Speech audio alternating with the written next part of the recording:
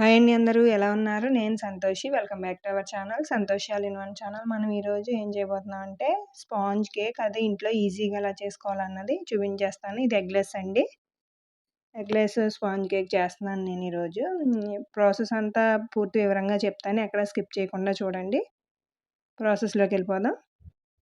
ముందుగా Steiner bowl తీసుకున్నాను. అందులోకి ఒక కప్పు మైదాపిండి వేస్తున్నాను. ఈ విధంగా వేసుకోవాలని, మరీ ఫుల్గా వేయకూడదు. మనం వేసిన తర్వాత హ్యాండ్తో ఎలా అన్నామంటే అది సమానంగా వస్తుందన్నమాట. 1½ కప్ వేసాను నేను మైదాపిండి అన్నది. అలాగే బేకింగ్ పౌడరు 1 టేబుల్ స్పూన్ వేసుకోవాలి. 1 టీ స్పూన్ అండి, టేబుల్ స్పూన్ కాదు, టీ స్పూను. అలాగే బేకింగ్ సోడా 1/2 టీ స్పూన్ వేసుకోవాలి. అది కూడా సమానంగా అనుకుని వేసుకోవాలండి, మరీ ఫుల్గా వేయకూడదు. ఇది జల్లించుకుని ఒకసారి కలిపేసుకుని పక్కన పెట్టుకుందాం. నెక్స్ట్ వచ్చేసి ఇంకో బౌల్ తీసుకున్నానండి. అందులోకి అరకప్పు పెరుగు వేస్తున్నాను. ఒకసారి విస్కర్తో ఈ విధంగా బాగా స్మూత్గా వచ్చేంత వరకు అనుకోవాలి. బ్లెండర్ అవసరం లేదండి దీనికి, విస్కర్ ఉంటే సరిపోతుంది. చూడండి, ఇలా స్మూత్గా వచ్చిన తర్వాత ఇందులో 1 కప్పు షుగర్ పౌడర్ వేస్తున్నాను నేను. కొంచెం కొంచెం వేసుకుంటూ కలుపుకోవాలి.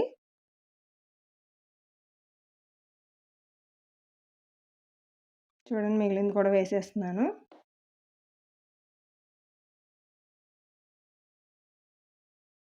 ఇలా స్మూత్గా రావాలన్నమాట. ఇందులో 1/2 కప్పు ఆయిల్ వేస్తున్నాను. ఇది పైనాపిల్ ఎసెన్స్ అండి. పైనాపిల్ ఫ్లేవర్లో చేస్తున్నాను అన్నాను కదా, అందుకని పైనాపిల్ ఎసెన్స్ వేస్తున్నాను. మీకు వెనిలా ఎసెన్స్ ఉంటే అదైనా వేసుకోవచ్చు. ఇందులోనే ఇందాక జల్లించి పెట్టుకున్నాం కదండి మైదాపిండి, దాన్ని వేసేసుకోవాలి. కొంచెం కొంచెం వేసుకుంటూ ఒకే డైరెక్షన్లో కలుపుకోవాలి.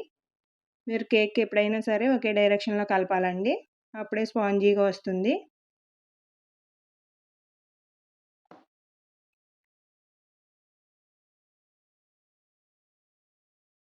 నేను స్పీడ్ మోషన్లో పెట్టాను, అందుకని మీకు అలా స్పీడ్గా కనిపిస్తుంది. అంత స్పీడ్గా కలుపుకోకూడదండి.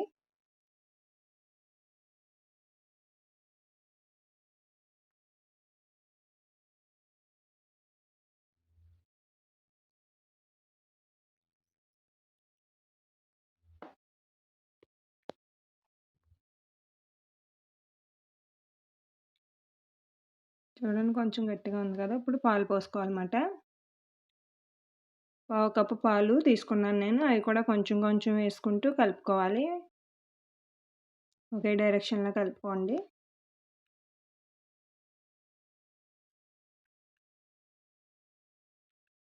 వేసాను నేను 1/2 కప్పు పాలుని. 1/2 కప్పు పాలు సరిపోతాయండి. చూడండి, ఈ కన్సిస్టెన్సీలో కలుపుకోవాలన్నమాట. ఈ విధంగా ఉండాలి. ఇప్పుడు కేక్ మౌల్డ్ తీసుకుని దానికి ఆయిల్ అప్లై చేసుకోవాలి. నేను హార్ట్ షేప్ చేస్తున్నాను కాబట్టి హార్ట్ షేప్ మౌల్డ్ తీసుకున్నాను.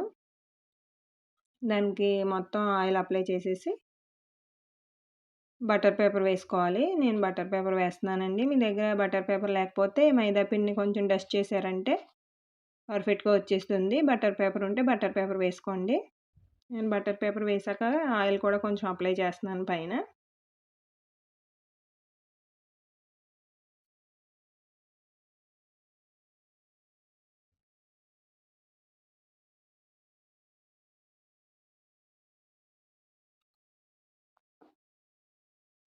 చూడండి, అప్లై చేసాం కదా. ఇప్పుడు ఇందాక కలిపి పెట్టుకున్నాం కదా బ్యాటర్ని, దాన్ని వేసేసుకోవాలి.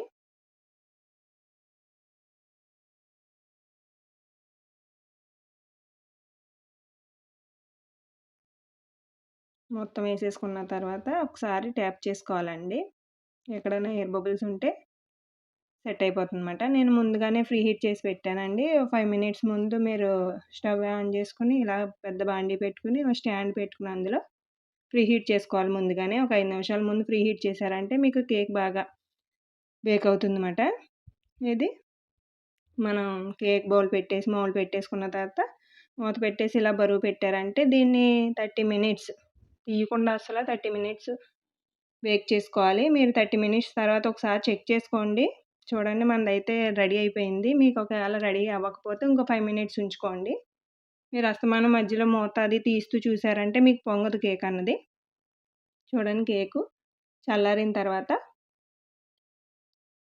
సైడ్‌లో ఒకసారి ఇలా నైఫ్‌తో అనేసుకొని డీమోల్డ్ చేసుకున్నారంటే మీకు ఈజీగా వచ్చేస్తుంది. అందులోని బటర్ పేపర్ వేసాం కదా అడుగున. చూడండి బాగా వచ్చింది.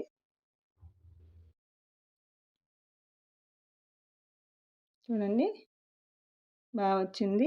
ఈవెన్‌గా మీకు బేక్ అయింది కదా! చూసారా ఎంత స్పాంజీగా వచ్చిందో. చాలా చాలా టేస్ట్ కూడా చాలా బాగుంది.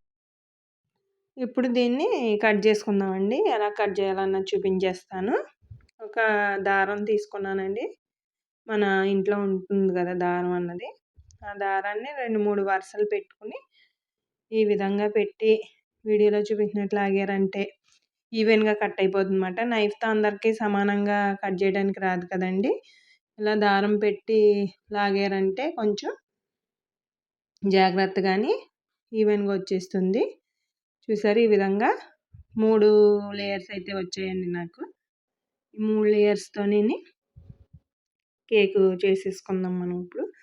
దీనికోసం షుగర్ సిరప్ కోసం నేను పైనాపిల్ క్రష్ వాడుతున్నానండి. ఒక గ్లాస్ ఆఫ్ వాటర్ తీసుకున్నాను. ఆ గ్లాస్ ఆఫ్ వాటర్‌లో 3 టేబుల్ స్పూన్లు పైనాపిల్ క్రష్ వేస్తున్నాను. అంటే ఇది పైనాపిల్ ఫ్లేవర్ కోసం నేను ఈ క్రష్ అన్నది వేస్తున్నాను. ఒకసారి బాగా కలిపేసుకుందాం. దీన్ని పక్కన పెట్టేసుకుందాం. ఇప్పుడు కేక్ రెడీ చేసేసుకుందాం. నేను ఆల్రెడీ విప్పింగ్ క్రీము బీట్ చేసేసుకున్నాను. మీకు కేక్ క్రీమ్ ఎలా బీట్ చేసుకోవాలి, ఇంట్లోనే ఈజీగా ఎలా చేసుకోవాలన్నది నేను వీడియో లింకు మన డిస్క్రిప్షన్‌లో పెట్టేస్తాను. చూడలేని వాళ్ళు ఒకసారి చూసేయండి. మనం విప్పింగ్ క్రీమ్ ఇంట్లోనే చేసేసుకోవచ్చుమాట. అలాగే ముందుగా కేక్ బోర్డ్‌కి మనం విప్పింగ్ క్రీమ్ కొంచెం అప్లై చేసుకోవాలండి. అప్లై చేసుకున్న తర్వాత మనం ఒక పీస్ అన్నది పెట్టుకోవాలి. నేను ఫస్టు పై లేయర్ అన్నది పెట్టేస్తున్నాను. ముందు పైన వస్తుంది కదండీ కట్ చేసుకున్నప్పుడు లేయరు. ఆ లేయర్ నేను అడుగున పెడతానమాట. దాన్ని పెట్టేసుకొని మనం ఇలా షుగర్ సిరప్పు అదే క్రష్ సిరప్ ఉంది కదండీ! పైనాపిల్ క్రష్ సిరప్ ఉంది కదా! దాన్ని ఇలా మొత్తం అంతా అప్లై చేసేసుకోవాలి. మరీ ఎక్కువ వేసేసుకోకూడదండి. కొంచెం చూసుకొని వేసుకోవాలి. అలాగే నెక్స్ట్ వచ్చేసి విప్పింగ్ క్రీమ్ వేసేస్తున్నాను. వేసేసుకుని ఒకసారి మొత్తం అంతా అప్లై చేసేసుకోవాలన్నమాట. చూసారా ఈవెన్‌గా అప్లై చేసేసుకుందాం కేక్ క్రీమ్ అన్నది. ఈ విధంగా అప్లై చేసేసుకోవాలి. నీట్‌గా అప్లై చేసేసుకున్న తర్వాత నెక్స్ట్ వచ్చేసి మిడిల్‌లో తీసుకున్న లేయర్ అన్నది మిడిల్‌లోనే పెట్టేస్తున్నానండి. ఈ విధంగా ఈవెన్‌గా చూసుకొని పెట్టుకున్న తర్వాత మనం సిరప్ వేసేసుకోవాలి. కొంచెం మనకి కూల్ కేక్ కదండీ! కొంచెం చూసుకొని వేసుకోవాలి. అలాగే నెక్స్ట్ వచ్చేసి విప్పింగ్ క్రీమ్. అలాగే పానుకున్నప్పుడు మొత్తం అప్లై చేస్తున్నాం కదండీ! ఇలా అప్లై చేసినప్పుడు మనకి సైడ్‌లు కూడా అప్లై చేసేసుకోవాలి కొంచెం. సైడ్‌లు కూడా అప్లై చేసుకుంటూ మళ్ళీ థర్డ్ లేయర్ అన్నది పెట్టేసాను. అది కూడా పెట్టేసిన తర్వాత మళ్ళీ సిరప్ వేసేసుకొని నెక్స్ట్ క్రీమ్ వేసేసుకోవాలండి. క్రీమ్ వేసుకున్న తర్వాత నేనొచ్చేసి ఇది ముందు క్రమ్ కోటే చేస్తున్నానండి. ఫినిషింగ్ అయితే ఇవ్వట్లేదు. పైన క్రమ్ కోట్ మాత్రమే చేస్తున్నాను. ఒకసారి అప్లై చేసేసుకున్న తర్వాత ఈవెన్‌గాని చుట్టూ కూడా అప్లై చేసేసానండి నేను. అప్లై చేసిన తర్వాత మనకి కింద ఏదన్నా మనకి బేస్‌గా అంటుకున్నదంటే దాన్ని నీట్‌గా తుడిచేసుకొని కనీసం ఒక గంట అయినా పెట్టుకోవాలి. లేదు టైం లేదు అనుకుంటే కనీసం ఒక హాఫ్ అన్ అవర్ అయినా పెట్టుకోండి ఫ్రిడ్జ్‌లోని. మనకి ఫ్రిడ్జ్‌లో పెట్టుకోవడం వల్ల సెట్ అవుతుందండి బాగానే. చూసారు నేను చుట్టూ అన్నది తీసేసాను. తుడిచేసాను. నెక్స్ట్ ఒక గంట అన్నది ఫ్రిడ్జ్‌లో పెట్టి తీసిన తర్వాత ఫినిషింగ్ అన్నది ఇచ్చేస్తున్నానండి. నేను నా యూట్యూబ్‌లో చూసే నేర్చుకున్నానండి కేకులు ఎలా చేయాలన్నది.